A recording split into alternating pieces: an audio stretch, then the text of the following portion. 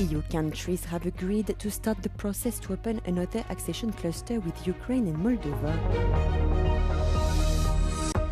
European Central Bank President Christine Lagarde has said she is considering the possibility of playing a role in the upcoming French elections. Hope is quickly fading as authorities in Venezuela continue to search for survivors more than a week after two powerful quakes pummeled the coastal city of Lagarde.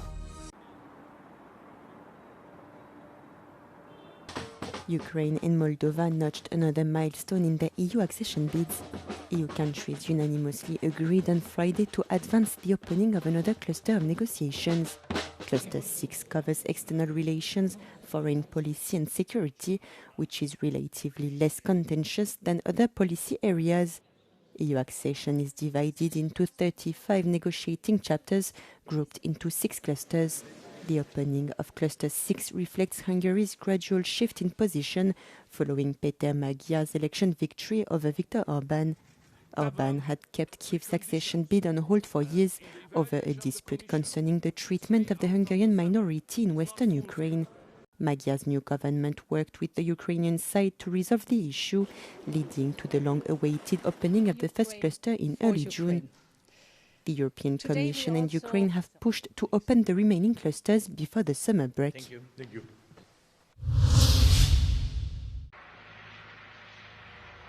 Ireland is beginning its 8th rotating presidency of the Council of the European Union.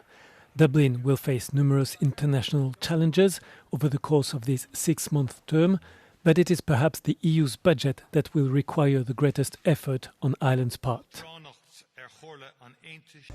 It is fair to say that Ireland has the work cut out for its 6 months presidency of the EU Council.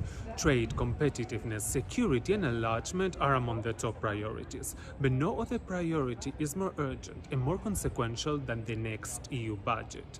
Taoiseach Micheál Martin told us that negotiating a new budget means reconciling the irreconcilable, because there are so many red lines, so many demands that nobody wants to make any tangible concessions.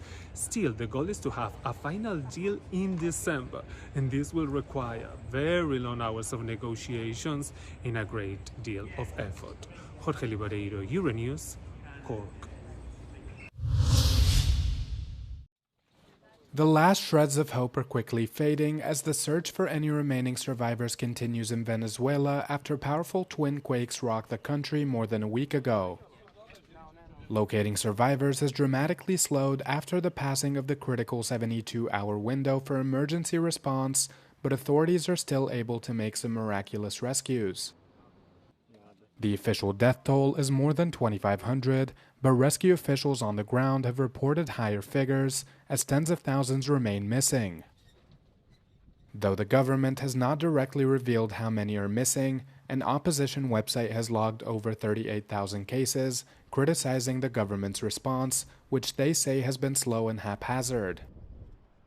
Facing intense criticism, acting President Delcy Rodriguez pushed back against those claims, stressing that her cabinet have mobilized all available resources to respond to the crisis at hand as best they could. Rodriguez also pushed back against allegations that the government has been underreporting deaths to avoid domestic blowback after it was reported that the United Nations will be providing 10,000 body bags to Caracas.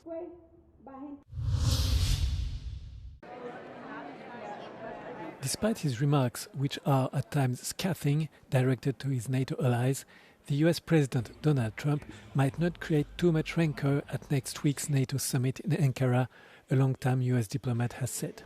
Kurt Volker, a former US ambassador to NATO, who also served as the first Trump administration special representative to Ukraine, told Euronews flagship program Europe Today he believes Trump won't want to embarrass the summit's host.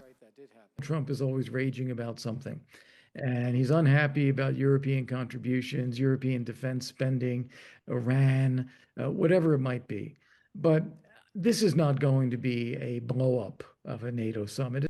Trump has lambasted his NATO allies in recent months over some governments' refusal to support the US and Israel in their joint war with Iran, accusing them of abandoning their obligations to support the US as part of the NATO alliance. The administration right now likes to say that Europe wasn't there for us. They weren't helping. They didn't let us use bases and airspace and things like that. That's a bit of an exaggeration. You had to ask, and then you could have used them. And we didn't tell anybody we were going to attack Iran, and then we complained that no one was attacking with us. Spain and Italy refused access to bases, and France denied Israel access to its airspace for flights carrying weapons for use in Iran. In May, Trump had a bitter public feud with German Chancellor Friedrich Merz after Merz criticized the ill-conceived strategy behind the wall.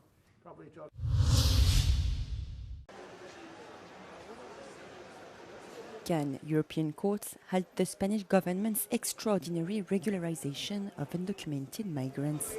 That is the question raised by the Spanish Supreme Court as it considers whether to refer the matter to the Court of Justice of the European Union for a preliminary ruling. For now, it has not made that decision and has first asked the parties to submit their arguments.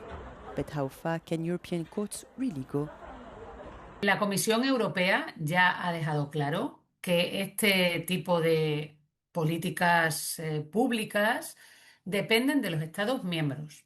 Esto es que España tiene competencia para abordar una regularización de estas características, incluso cuando es masiva, como es el caso, y afecta a cientos de miles de personas. Esto significa que las prejudiciales que ha planteado el Tribunal Supremo al Tribunal de Justicia de la Unión Europea, yo creo que son innecesarias. The legal expert maintains that if there are doubts about how the regularization was approved, these pertain to Spanish law and not European law. Furthermore, the Court of Justice interprets EU law but does not replace national courts. Meanwhile, the proceedings are already having an impact even before the Supreme Court decides whether to refer the matter for a preliminary ruling. Solamente abrir ya este debate, que es un debate que se está abriendo sobre un supuesto que no es real porque el Tribunal Superior de Justicia no ha abierto el proceso, sino que ha preguntado a las partes si estiman que debe abrirse el proceso, y solo el ruido que eso ha producido llena de temor a 1.300.000 personas que están a punto de conseguir sus papeles para estar en una situación regular en nuestro país. If the CJEU were to find an incompatibility with European law, a future ruling could limit member states' leeway to approve new regularization measures. For now, the proceedings remain in the hands of the Supreme Court. European Central Bank President Christine Lagarde has said she's considering the possibility of playing a role in the upcoming French elections, which could lead her to leave her post early. Speaking to French newspaper Les Echos, Lagarde did not specify the role she has in mind, but insisted she is not currently planning to run as a candidate. She would instead prefer to contribute to and shape the electoral debate. Lagarde said she believes that a European voice needs to be heard in the French presidential debate, presenting it as a possible reason for her to leave her current post earlier than the scheduled date in October 2027. France is set to hold its next presidential election in April and May 2027, with more than 30 candidates having already expressed their interest in running. Interpol has issued a red notice for a Ukrainian woman over a bomb attack in Monaco earlier this week. The organization named 39-year-old Anastasia Berezovska as the main suspect in the bombing, which took place on Monday evening and left multiple people injured.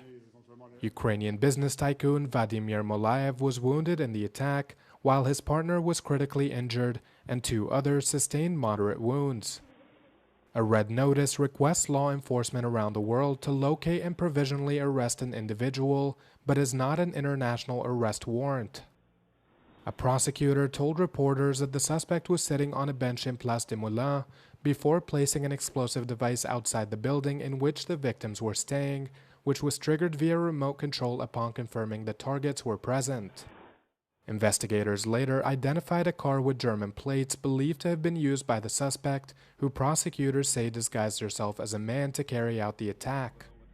The prosecutor added that the car was traced through Monaco, France, and into Italy.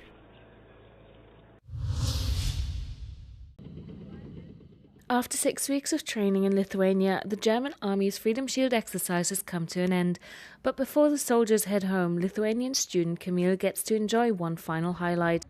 Und da wird der Turm gesteuert, ferngesteuert. A ride in a tank across the training ground. Camille is here after winning a Lithuanian Ministry of Defense essay competition on NATO and hybrid threats. Meine Idee war es, dass die jungen Menschen, also wie gesagt auf Social Media, können die halt Informationen nachgucken. Also man kann nachgucken, ob die richtig sind oder vielleicht auch falsche Desinformationen sind. Und ich finde, dieses kritische Denken könnte uns dann auch sehr helfen. Camille climbs inside the Puma tank, but our camera has to stay outside. The vehicle's interior contains sensitive details that could be of interest to potential adversaries of the German armed forces. Back outside, she shares her impressions of the Puma. Ehrlich gesagt dachte ich, dass es irgendwie mehr Platz da drin sein würde und es ist sehr eng. Da sind auch sehr viele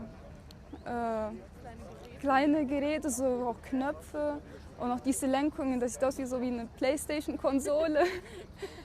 Ja, also es ist sehr aufregend.